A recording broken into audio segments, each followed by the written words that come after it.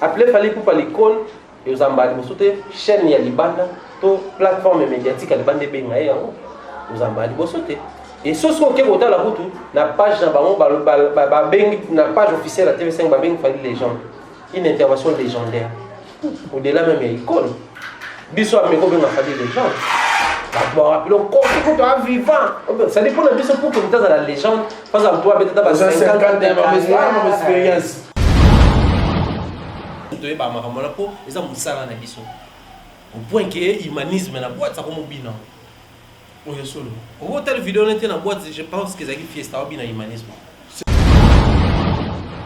mutualité misunga yo moko misunga tokate mutilinga la tezake yo moko misunga nga déjà na sadere na zabe na koki na Turquie Suède nga na Suède mame na sale fona comme la dina bella kaponga na sina sadere la pétrolière Grace Mandela voilà misunga ya Grace Mandela la pétrolière quoi donc ngai na sina sadere et pour misser la matu baza pe kuna na kosenga bukende kuna parce que ngai mo na sina sadere na ba misser na ngai misunga ya Grace Mandela la pétrolière misunga ezali mutuelle na biso ya santé ngai moko na ba misser na nga toza déjà na kati ya misunga ekopesa yo soin en cas de problème na mboka so pe sengi bima libanda et bimisio kaka misunga ya mama Grace Mandela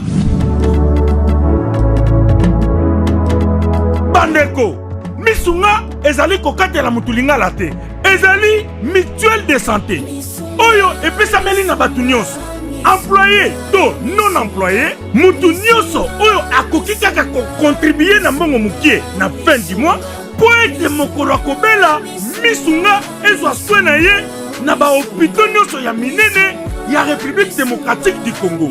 Soki maladi na yo bakoki kotraite yango awa na Congo te misunga akozwa charge na yo okende kozwa soin na bamboka lokola Afrique du Sud, Turquie, Suède, Russie, to Inde. Kala mingi te na bamboka misusu. Soki mutu oyo misunga ezwaki charge na ye mpo na basoin nzambe akamati molimo na ye misunga akosokipe na mort na corbillard. Ate bandeko bazali libanda bakoki koadere bandeko na bango awa na Congo po ete bazwaka soin awa na mbongo bango bazali kofuta na misunga ta santé c'est ta vie. C'est-à-dire na Kinshasa il a compris que dans un némonage sac et pourtant on a ba œuvre de bimisi équilibre na bimisi ba blog on a ba MG30 na Mbi Lopez ba to ba bien ba journaliste mais population qui n'ose ba yebi en lit c'est qu'a dit la loi c'est que dit la loi congolaise et on te le baki et après les menaces c'est ya qui ces emballés bon sauter ba menace c'est ya kanango mais tout ezaki un peu plus accentué par rapport à un nazaki assez objectif et direct. Mais après, je me suis rendu compte qu'au final, nous sommes une force. Étant bateau autour pour influencer à petit feu Maramouné, nous sommes appelés à reconstruire dans Zélanda. On a maintenant soit la nuance. En lieu place, il y a repousser un atika et motiver davantage pour continuer à dénoncer Maramouné.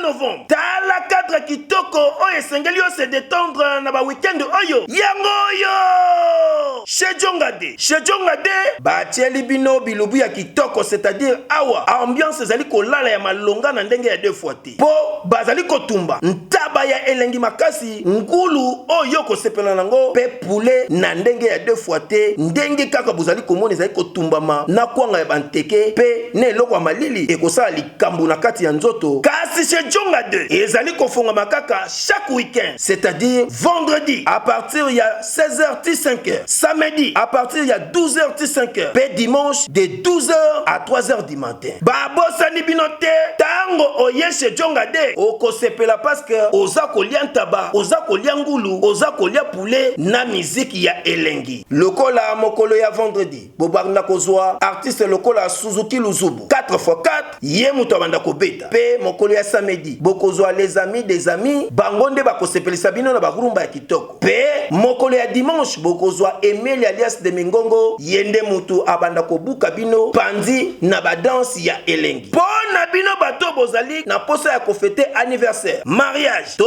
cérémonie moko boye bokoki kobenga na numéro oyo plus 33 63 54 75 181. Chez Jongade awa soko ye okozwa service ya kitoko pe ya malonga po ambiance ezali kolala nde awa. C'est naturel soin.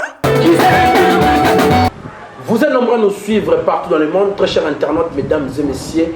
Eh bien, comprenez que c'est pour les comptes de Fimbo News avec votre humble serviteur Vandy Tambo. En tout cas, nous sommes toujours là pour vous tenir au courant de l'actualité. Comme vous le savez, l'actualité aujourd'hui se pose à nous comme un impératif non négociable. En tout cas, merci pour votre patience, confiance et fidélité qui est souvent justifiée par cette disponibilité de nous suivre. En tout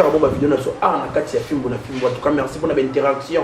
Lorsque nous mettons des vidéos en ligne, en tout cas, feedback, on est ça, en tout cas, ça va absolument préoccupation, suggestion, remarque, communication dans le background ensemble. En tout cas, ça va absolument information comme c'est consistant, malembe. Tu veux dire tout ça, meilleur, mais tout ça comme consistance, malembe, moins maîtrise. Oh, na malobana bino. En tout cas, na profité de l'occasion, à saluer bongo. Nous sommes vraiment du Bakou, on a un numéro, on a eu mon salut, on a présenté. En tout cas, na moni bongo rigoman sur les rois de Bateke, babine à Londres, prêtre à encore. Mais rigoman sur les rois de Bateke, en tout cas, beaucoup de la société n'a pas su monter sur Zali pour capailler moko. L'international trésor pour tout.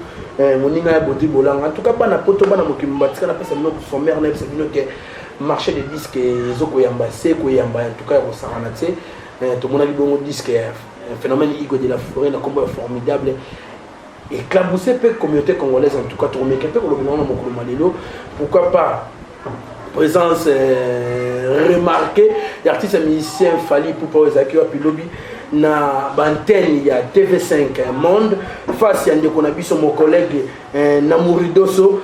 Donc il y a qui a ressorti communauté mbazo to ba yeba ki on bazela ki on vraiment ba yo ka artiste musicien Fali pour Rolobani tout monde qui est na Radio France Internationale et si ka personne qui vraiment intervention il y a duplex moko o wapi to éviter en tout cas communauté na biso ba te belé balandela on tout monde étranger moko boy nazali vraiment na nationalité na fixité américain peut intervenir dans l'émission on a pas ça Fali pour pas ndengo pardonna les qui na yo Fabregas à quand. Bon, ça n'est pas fitting, tout le monde a dit bon réponse, il a fallu pour pas. Quand on a perceptif, on a combo, il a fallu pour pas. Quand on a sabino devant, Namour Rideau sur l'artiste métropolitain, il fallait pour pas. Il manque à guerre les mots pour la situation chaotique à l'est de notre pays. En tout cas, c'est là qui vient, on s'en rendait leader d'opinion. On a monté dans le plateau, je suis avec celui qu'on appelle Thierry Mumbaya. Avec Thierry Mumbaya, nous allons un peu peine rétablir la situation concernant Annonce Nangai, à qui je salue pour commencer l'émission. Bonjour Thierry Mumbaya Los.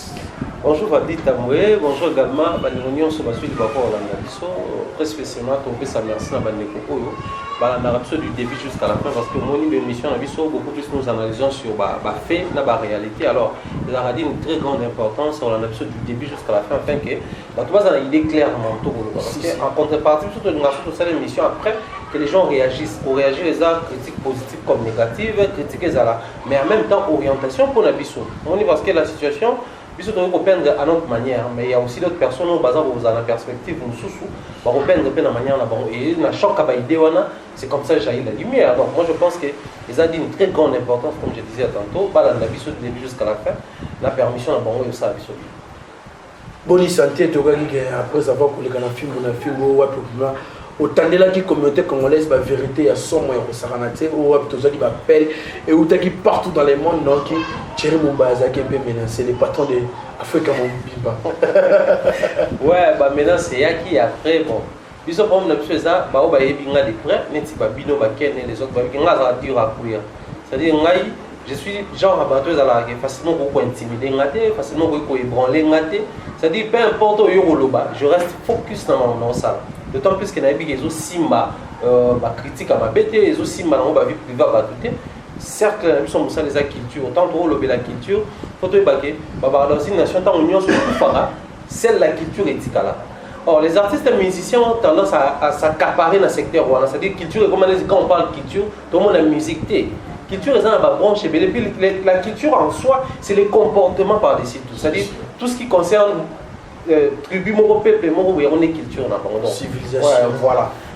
Autant que tu as la culture, tu es d'accord, tu as d'avis, tu c'est ce que dit la loi congolaise et on te le baki. Et après les maintenant c'est qui c'est ça maintenant c'est mais tout est un peu plus accentué par rapport à un assez objectif et direct. Mais après je me suis rendu compte qu'au final nous sommes une force.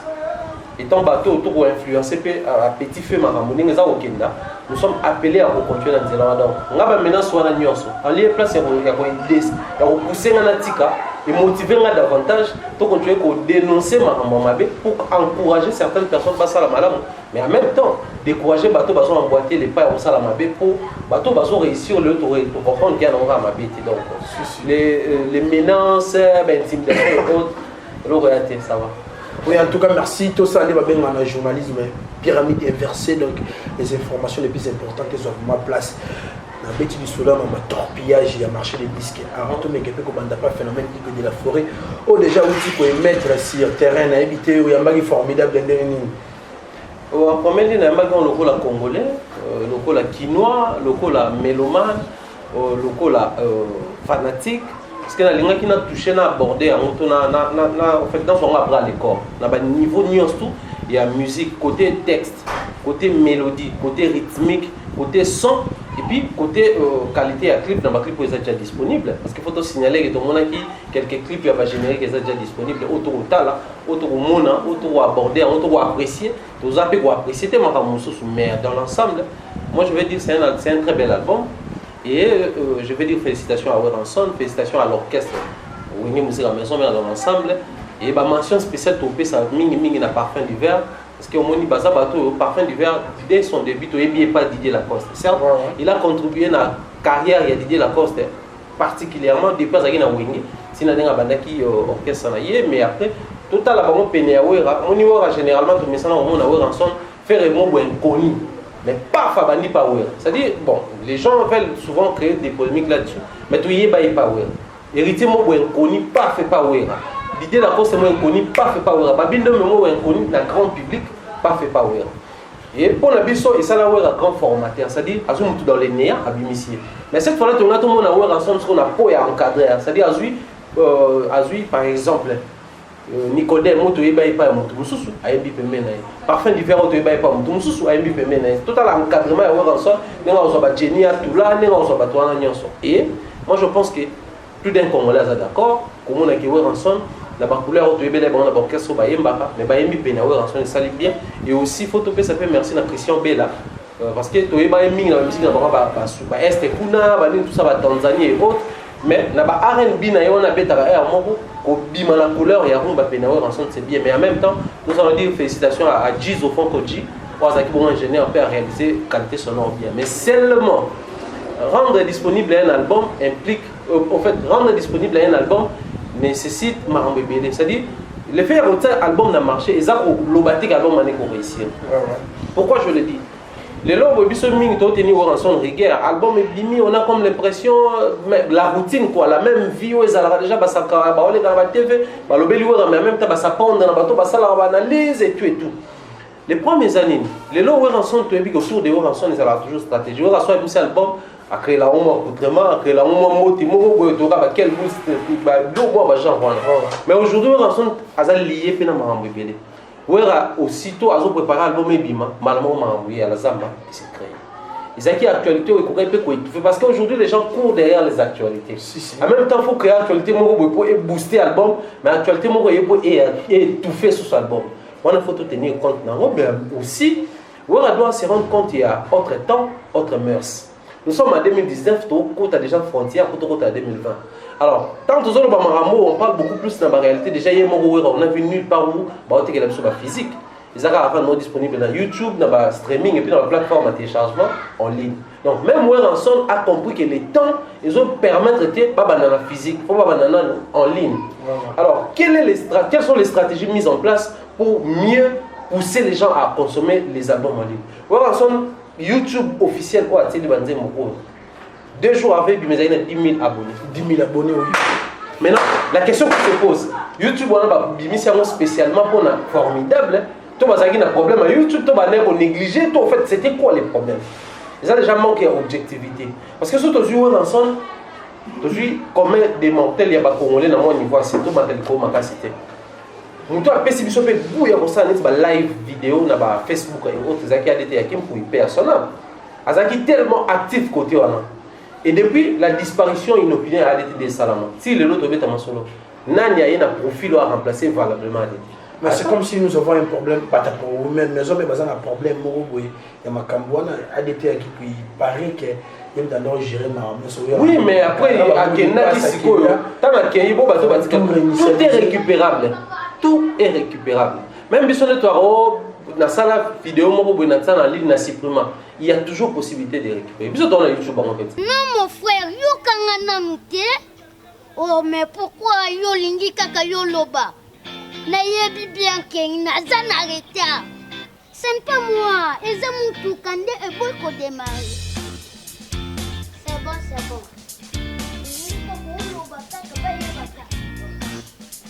Yo, Mwana, le roi de mon toukabal. Non, papa. Mais ça mon atte. Mais ça boss. Oh, mon tout kande. Boss, solution ici et Zouama na Katia RDC. Compagnie Dieu existe. Compagnie Dieu existe. Token. Dieu existe compagnie. Vente et location de voitures de luxe. Pour vos mariages, collations, anniversaires, même binoba vacanciers. Nos adresses, avenue de l'Équateur, numéro 10, 13.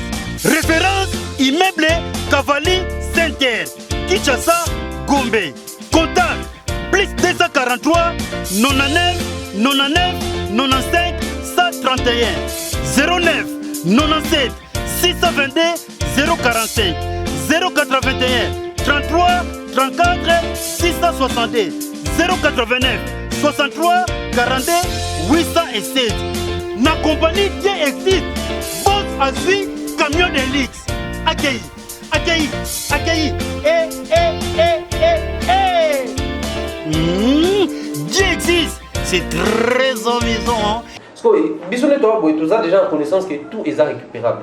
Bon, on va ensemble, ma coquille à reconstituer même la plateforme. Nous avons besoin de récupérer chaîne. C'est possible de récupérer. Les gens prennent certaines choses à la légère.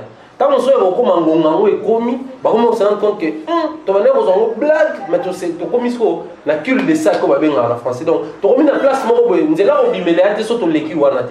aujourd'hui, Dieu merci, vu qu'il y a un phénomène, il y a un leader public, tu vas s'abonner, donc, il est grand temps que tu vas faire partie de la maison mère. Tu vas faire la promotion. Donc, Sankara, Papi les Princes, Molobel Roger et les autres. Les musiciens vont intervenir dans l'album. Et lui-même, la personne de Weranson, il faut s'impliquer objectivement. Merci. Sinon, l'album, c'est fait en qualité qui ça va clip pas bien. Mais le succès, la célébrité, c'est ça la fiasco. Je ne vais pas passer pour un prophète de malheur. Mais tout le monde a la réalité. Ce qui va s'allier attention, et les gars, il n'a pas reçu parce qu'il faut tomber dans solo en 2019, il faut en décembre 2020. Il y a un marché, non seulement ils ont au plus sévère les obiments, mais vous allez sous inondé. Parce que tu peux pas préparer Babylone dans mon obim. Tout le monde a dit que tu as dit que tu as dit que on a dédié à moi si on ezela nanu pour album à ba tout sous ça la montée. Fabregas il a ses raisons lui à se décider à ça la montée. Je pense pas qu'hériteur ça la fallait au ça là ce qui fait et tous les autres bon ça la montée. Donc du coup, il faut pas jouer à penza rembourser pour la promotion parce que ce pas ça les promotions tu base là Saint-Esprit aussi m'a surtout album à trop se perdre partiellement et puis ça va passer comme ça. Merci. Nabi ke bato o bazara vraiment na mato ya koyoka bayoki président ko mon conseil. Nabi ke sali bien pena pa ya mon président golf qui sont la dégâts matériels. Photo bunda vraiment pour la promotion ya machine à voter. Pourquoi on a idée où il y a un misara ba disque na biso ke kalaté a pene go inde au l'artiste musicien fallait pour pas n'est pas préparé, bon, ça ne bouge pas, bon, les 13 déjà, pour les gars qui calendrier officiellement, tout le monde est dans ma plateforme. Hier, l'artiste Fally Ipupa King était face à mon ami, mon collègue Namouri Dosso, et TV5 Monde au travers du journal Afrique, en raison de communiquer pour la sortie de son single. L'invité au travail qui a vraiment. Oui, nous avons scotché, parce qu'il fallait qu'on lance une actualité. Vous savez, aujourd'hui, certes, tout ce qui est le retour à TV5, France 24, ce sont des chaînes créées pour les Africains, spécialement pour nous orienter dans le baron Balini. Ils savent que l'opinion, ils ont sa confiance, crédit dans la chaîne. Voilà pourquoi ils ont créé certaines chaînes où nous avons influencé pour nous faire voir, nous montrer au biseau on a besoin de talent, au baron Balini tout à l'heure. Voilà pourquoi il y a des Congolais, c'est juste une parenthèse au Nord. Il y a certains Congolais vivant à l'étranger, surtout dans les étrangers. Vu que la chaîne a une guerre en Congo, certains Congolais ont du mal à regarder. Ils se disent, peut-être guerre en Congo, parce que guerre en Congo, on a massissi. Mais babi goma guerre ezali. Guerre en Congo, on a boyam sur babi qui sangani guerre ezali. Donc, moi je pense que côté wana c'est important que sur artiste sur les cas. Mais seulement dans le passage là il faut pour préciser les choses. Et en même temps dénoncer certaines choses aux amalams. Moi je veux dire en premier lieu bravo à Fally Ipupa. Pourquoi? Pas seulement parce qu'il a proposé son programme, non seulement il a expliqué un peu la situation face aux combattants, parce que vite fait à Mega pour épingler pour comment va se remédier dans l'eau, mais seulement parce qu'il a bravé la peur et là en ce qui concerne la guerre à l'est d'un pays. Vous savez, même à la maison, surtout à mes parents, il arrive des moments où on remarque on a pas mis balé ça. Mais moi, on a mis la mingi. On a la carte d'une manière assez spéciale. Pourquoi on a mis là? Pourquoi on a mis là? Et pourtant, donc la situation à l'est du pays, ça préoccupe Bissonios. Et ça concerne Bissonios. Et surtout, leader d'opinion, artiste. Moi je dis ceci, moi je suis un combattant que je salue partout au Bazali, exigeant artiste, en fait, quand on production, entre autres. Guerre, gouvernement place mais parmi ces raisons-là, certaines raisons sont valables, ou sont censées comme ça. Non-assistance à Nabaramboana. Et aujourd'hui, il fallait qu'il passe à la télé pour dire que la situation est oumeli. Et Oumeli, il faut solution parce qu'ils sont normaux. Voilà pourquoi lui, il préfère non seulement parler au nom, il a fallu pour péter une personne, mais il préfère parler dans la fondation. Parce que le lot mondial a fait ça crédit mingi la fondation qui est une personne physique. Il y a une fondation, la personne morale, a fait ça crédit. Je félicite l'artiste pour ses courages. Parce que moi, le lot, appartenance, acquaintance, et comment on crée clientélisme. Donc, on a pire, on va valider, on va gérer, on a dénoncé le mot, vous voyez ça, dans le secteur où on va gérer, à mon enfant.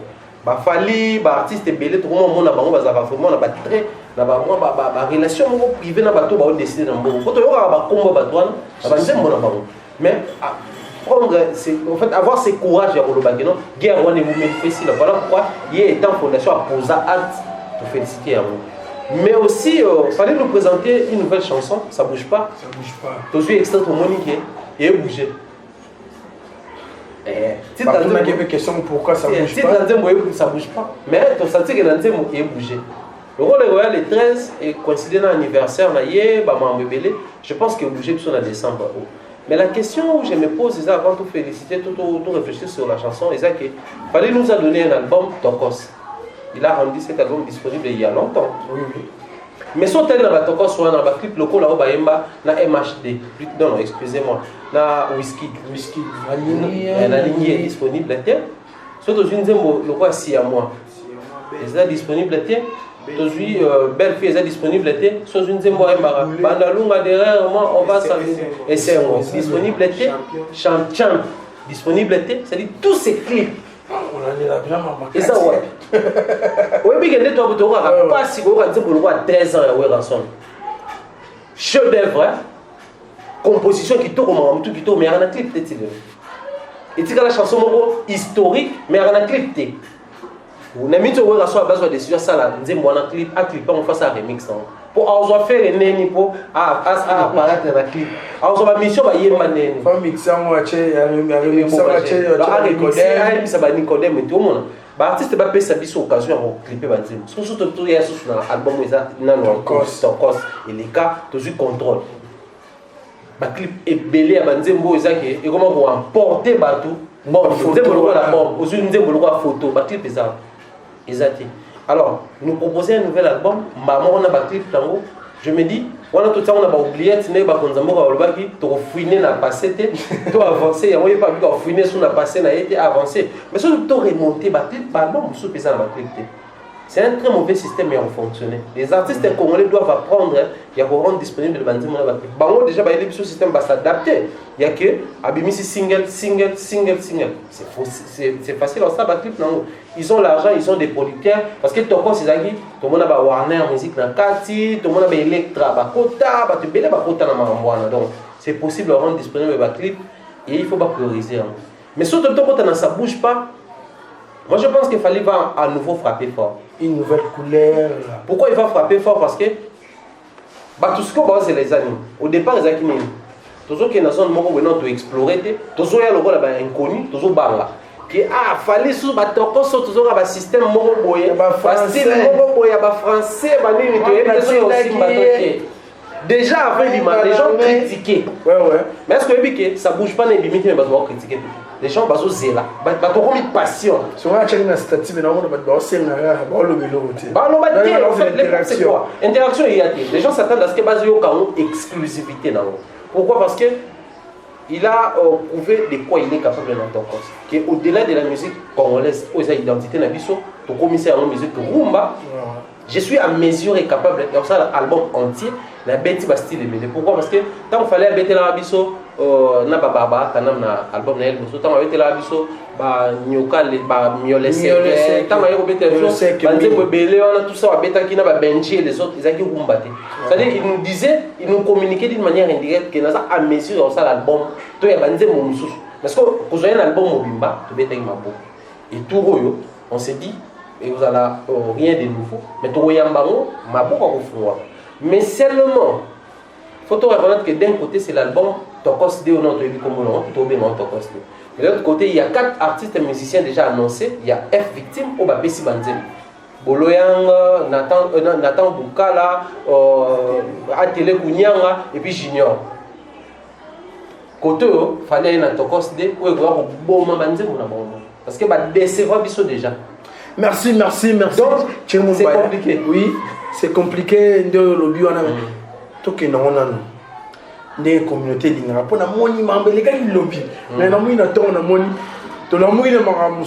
Et comme les gosses anini. Dans l'ancien de on a vu sur Namouri Dosso. Tant qu'on a présenté Fali Poupabi, je suis avec l'icône de la musique africaine. C'est donc on est un peu polémique. Et ça polémique na Kinshasa peut-être. Et puis dans la diaspora congolaise, bon, je ne vais pas dire ça, mais terme qui est passé facilement. Diaspora congolaise, pour vivre à polémique à la quinoise. Parce que, tout le monde vérité, les quinois, excusez-moi de partout vous nous suivez, mais ceux qui attendent qui s'en le monde va en aperçu sur la musique congolaise. Ceux qui n'ont pas en aperçu sur la musique congolaise. Nous les quinois, on a créé Babylon au mot, comment on soit X, tu compares à Y et puis tu argumentes. C'est-à-dire que autant la performance. Et puis, énergie, vous comparez avec. C'est-à-dire, autrement, ça, la comparaison est autre comparité. Et ces gens-là, ce sont quand même, bon, peu importe ce qu'on peut dire au-delà, mais ça va tout, ils ont atteint pour s'investir dans ma cambo. Appelez Fali pour l'icône, et vous avez des chaînes, il y a les bandes, plateforme médiatique, il y a les bandes de Bengaï, vous avez sauté. Et ce qui est la route, la page officielle à TV5, Fali Légende. Une intervention légendaire. Au-delà même, il y a icône. Biso a mégo bien fallu les gens. D'abord, le corps est vivant. Ça dépend de biso pour que tu as la légende. Par exemple, toi, peut-être à 50 ans d'expérience. Or, l'expérience n'a rien à voir. Aujourd'hui, on va comparer mon tour il y a une énergie à venir en salle. Moi, je pense que Biloko a un faux débat où il faut tout long à Kinshasa. Parce que nous sommes des Quinois. Il faut tout le à un moment donné, index c'est comme Kino a salissé image à Congolais partout. Kino a bomba image à Congolais partout. Et nous qui sommes Kino aujourd'hui, nous avons réussi à au-delà au Balatsa Kino, agissons. Fali Poupa, c'est l'icône de la musique africaine aujourd'hui. La preuve ou les preuves, c'est ça, dans le passage. Azaki na Mwanda, bato batali vidéo baromona, Azaki des concerts moko terribles. Na mitso tolo, je ne sais pas si baza non mais bazo le mois, bazo continuer tourner en Afrique ou à Pessaki à nouveau programme en vite fait na TV5 quoi. Maintenant ces gens là ba on talat. Baby que musique on est comme là le comme tout fan des jeunes mobo, na ba beatmaker na bango ba voyager na ba beta.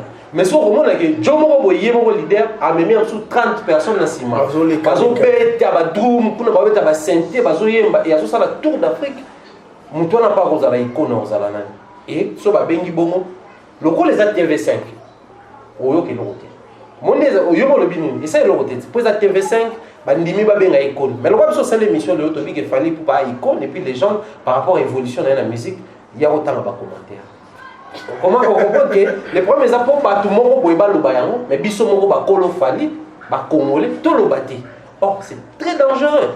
Aujourd'hui si Diamond est fort, c'est parce que les Tanzaniens depuis que la musique tanzanienne existe, il y a quand même un jeune qui s'est démarqué. Il s'est démerdé, abîmé dans les néants. Ba force est dénichée, ba comprendre que Dieu s'auto investir et au pesa. Ba investir les deux au pesa.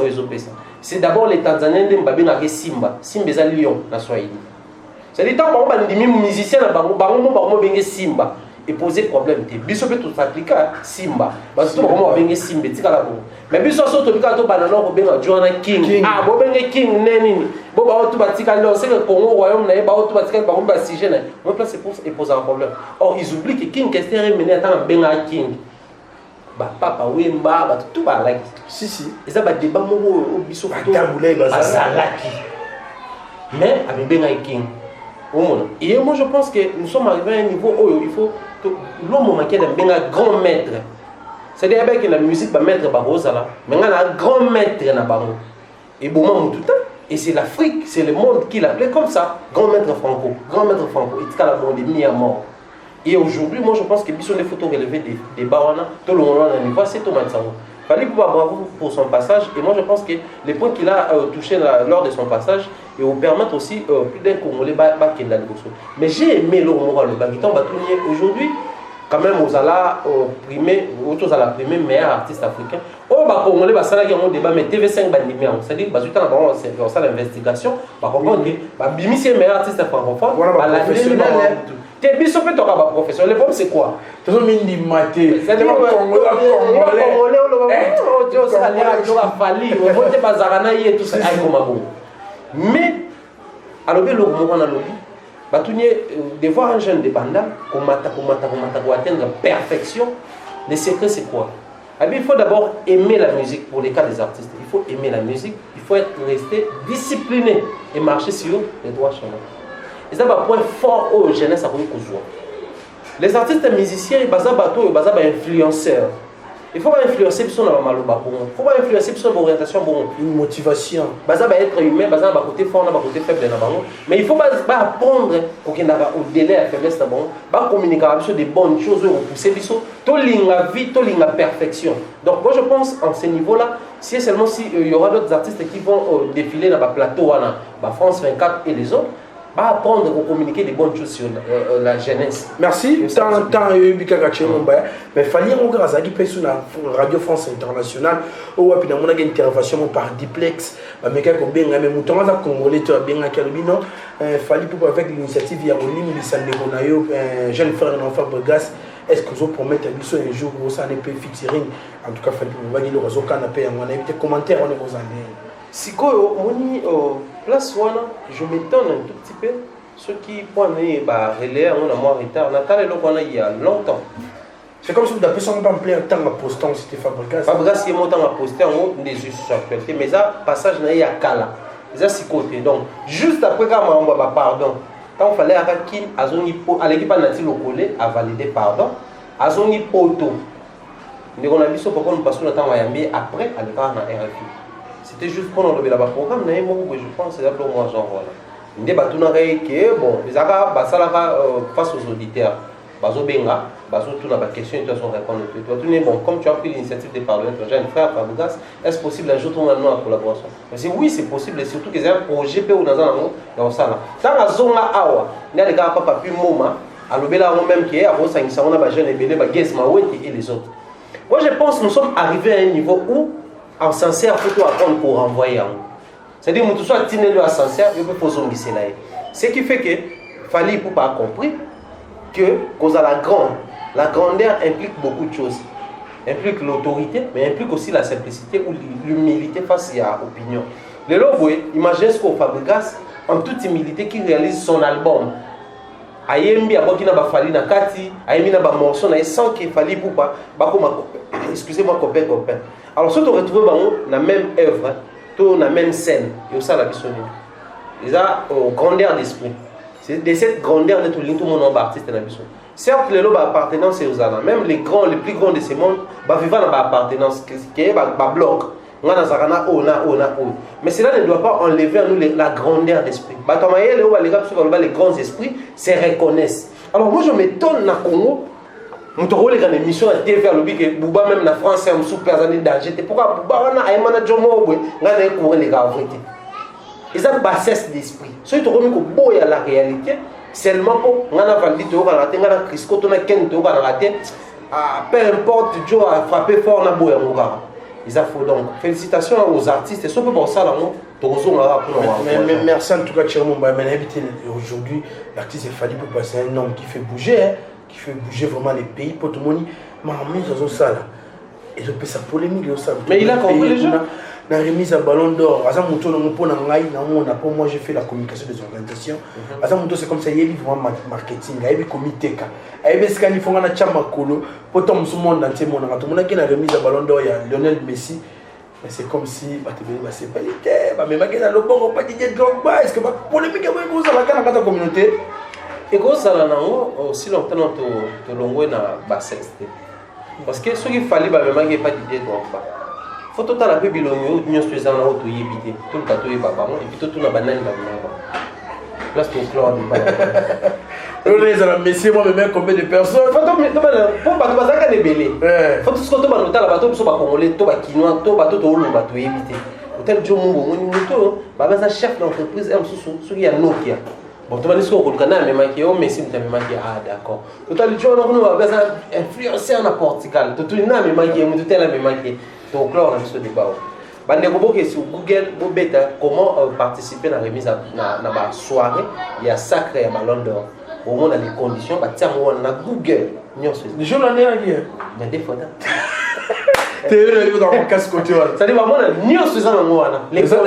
Prostate eza maladie eza na makambo ebele mais na 2 minutes oyo nakolobaka ba point essentiel.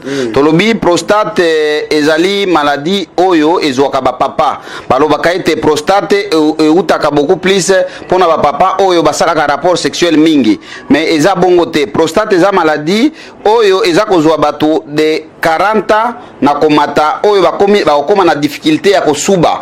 C'est-à-dire papa soki amoni déjà oza kosuba masuba eza kobima na vitesse te oza kosuba masuba eza kobima na denzela oza kosuba posa ya kosuba eza lisusu te eza osila te mais masuba pe ezobima te yeba ke no papa ozo développer déjà prostate wana ememaka pe faiblesse sexuelle donc pona nini ekomi na inflammation na niveau ya prostatite donc ekomi na maladie prostatite na niveau ya prostate wana oyeba ke no oza déjà na kati ya prostate wana traitement nango ezalaka ka opération mais na cabinet docteur Hakim tozana traitement sans opération ya prostate quel que soit ozako suba masuba ezako kende su na vitesse te ata 1 mètre koma kalisusu te ozako suba posa ko suba ezosila te yeba yaka na lombango na cabinet docteur Hakim Jebi José ou bien obengi biso na plus 243 84 06 55 760 ou bien au s'abonner directement na YouTube ya docteur Hakim officiel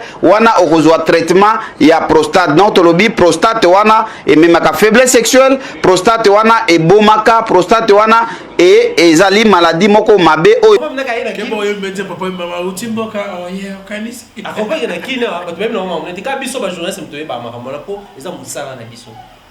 au point que humanisme na boîte ça comme bino Oui, solo. Au telle vidéo, on était dans la boîte, je pense qu'ils ont fait fiesta ou bien humanisme. C'est le. Ouais. C'est thème à dire que bandal, on n'a pas bandal. Mais dit qu'on a photo de Duc à Gérardani. Parce que Duc, à suprême, il y a situation, il y a en fait, il y a espace géographique. Au monde. Donc pour dire qu'il a seulement compris que la folie, la délire à YouTube. Mais qui tient ça m'a amené ça. Mais non, c'est comme ça, ça engagé sur la part de faire sur la Bill Clinton. Bon, bref, faire la Bill Clinton est mal placé parce que Bill n'a Kinshasa, il a de la place. Bill n'a diaspora, il a regagné de la place après Mamba Arafat. C'est-à-dire, Bill n'a mis tout soit Bimi, c'est le roi, on a eu Kata, Sony, tout ça. Et ils ont fort possible à accrocher. Il suffit qu'à accompagner un annonceur, bien. Mais c'est le au niveau où nous sommes arrivés à Salaboué. D'un côté, il faut Boaka, de l'autre côté, il faut Yemba. À Bimissi, Bablo, on est à peine 100 000 vues après plusieurs mois. Quand on a mis un MG30, la feature nous, autant Salaboué. Fiasco total. Donc pour dire que Bill a tiré la score, focus n'est pas équilibre, c'est équilibre. Équilibre pour tout ça, avant on a bien le encore journaliste. Ça la micro baladé à Kinshasa, vous avez marié, vous avez bien monté. C'est-à-dire moi ce que j'ai aimé, n'est-ce pas Kinshasa, au-delà où le livrer sur parcellaire, au-delà où ça prend la Bible, à comprendre ce que la folie sont dans ça, pour tout le roi normal. Mais seulement les anti-Fali, les anti-Wenge, les anti-bateaux, tout le monde s'apprend à Nabarou, c'est Pelara, n'est-ce pas s'apprend à Nabarou. Mais au-delà de ça, il y a important l'autre la musique. Mais le rôle de la musique à Wenge, c'est que tout le monde a succès, n'est-ce pas être normal. À côté de la boîte normale, le quoi, tout le monde le quoi, on a vu ça, on pas fait oiser quoi, on a j'ai ça chipo, il va m'appeler c'est-à-dire que sans œuvre dans terrain. Et pourtant, c'est dans la œuvre. Moi, je suis dans un téléphone. Tu es dans un téléphone, tu es dans la TV. La télévision. La TV, soit dans un Vincent France dans le téléphone. Au monde, c'est-à-dire que Kinshasa, il a compris que dans un némonage sac. Et pourtant, on a une œuvre de équilibre, la BBC, on a un MG30, on a un Lopez, on a un journaliste. Mais la population qui nous a bien en lieu et place, il y a multiplier les émissions. On a YouTube à poto. On a quitté ça, on a plutôt négocié la promotion. Merci. Soit moi 1000 naïe, moi 1500 naïe, avec un régisseur à la radio, avec un régisseur à la TV, après si moi 50, moi tout ça, pendant 2 mois. Et pas son ennemi qui est autant moins équilibre. Mais sur la liga loenge ya kina leki na boy bill, na boy fali na boy wera. Na boy bill te denye pe na ba trophée pe na on la tso mo konza mo ko mo ne ba no ba ni mo ba trophée to lo ba la so to ko tika te pe na vali. Eh na bilo on mi ba le magetu na o ki keni pe na lobi, o le ba ko masele o mi selio. Kasi ba mo pe ba te bo so le ba ke no ya ve na biso a wilo, ba comment les gens n'ont pas te ba ennemi ba le. So mo ni ki ya pe za selio. Donc pour dire que moi je pense mama ba trophée na bon. Na tout ça qui option mo rezani. Pour encourager bateau ba encourager le dès le départ. Si bateau ba apprendre biso on peut sa crédit na valeur le. Mais bateau ba peut sa valeur na trophée. So ba trophée to mettre la bombe vous comprenez que c'est important la musique. Mais bateau hier ezaki mutu to zo trophée za tricage. So ba le biso ce que toi on encourager qu'il nous explique clairement avec des mots clairs que non il y a ba ezaki faut poser ezaki boy, il y a biso za faut poser on va trophée entre parenthèses. Mais j'ai aimé sa présence à Kinshasa parce que aider hier mon va comprendre que Azana ba œuvre sur les marchés mais à la kin ba il à comprendre que pour les musique nous bête faut que na boîte pour na ba 22h même la boîte na ke kuna à comprendre que pour ceux ba bête hier pour Aza présent mais ba bête mingi ba fali pour bazana ba biloko oyo azala te il faut ba bête yo binango ya omoni na vidéo azobina humanisme pour choix izala kité au lieu à se couvrir na honte abina bina. Donc félicitations à Véné. Sniper. Merci en tout cas. Merci Thierry Mumba. Merci à Mioso Bolandara Biso du début jusqu'à la fin. En tout cas, nous avons vraiment la carte de la communauté na Biso na Lingala na Lobakaka pour na kolongola bipotina liso na yo. Et liso moninga fol banana rota non gitalatala pour lieu l'utile à l'agréable. En tout cas, tu communes na souka vraiment ya masona biso mokolo malelo tikanga vraiment na pesa mbote na baignos patala Biso. Là, je vois Glody Lukano, Igor Makalamba, Père Nanga Jansi Kimbembi, l'infinitif Gilles Vassimba, ma magie de Londres, Rogero Diva, mon père, une nationalité hollandaise, mais résident en Belgique, n'a pas profité pour l'occasion de saluer Grand Mayas, grand prêtre, père des pères, papa des papas, Roger Ndonga, le grand colon, Roger Ndonga, le colonisateur, en tout cas, on a pêché un mot hier, vraiment, pas français, il y a une française, pourquoi pas Marlène son Angol. N'habitez une dernière communication na bambote peke sangana katsuana pour tout chuter vraiment. La dernière communication, les artistes et musiciens doivent apprendre à être vrais. Toi, la vraie. Musique en haut, l'adversaire va au niveau africain, à niveau international et tout. Donc, tout le monde a Babylone, au mot, Bozo, rapporté pas grand chose. Et ceux qui travaillent aux côtés des artistes, vous allez la vrai, vous sont artistes, qui sont dans le bosso, en lieu place et Rouka, pour quitter davantage. Je dis un grand merci Nayo pour l'invitation également. Merci à Ken pour l'accueil, également Chrisco Louvani. Et bien des bonnes choses comme ça. La grande dame, Madame Ngambani, Julie Etima, et à l'honorable Nabiso, sénateur, président Adonis Ngambani. Un grand merci à David Loutete Gaoucho, bien des bonnes choses comme ça. Merci pour la première dame de Lausanne, Monté Maven Nabiso Belisha. Pareil à Rich, Andy Loua, un enfant pas comme les Choubé Bernard Chamala, salutations à toi. Bien des bonnes choses. Dans le cartel, on a bien que tu as raté vite fait, mais tout le monde en a bientôt là dans Zalawana et ça a plaisir. Glody Mawassa. Merci Thierry Mombaya. Merci na tout balande biso. En tout cas oui. Arose Toya Susu tout le monde tous na vraiment na suka ya mbula to mais un peu ko luka ba grande ligne to ça la bon analyse rétrospective quoi année mon janvier si les longs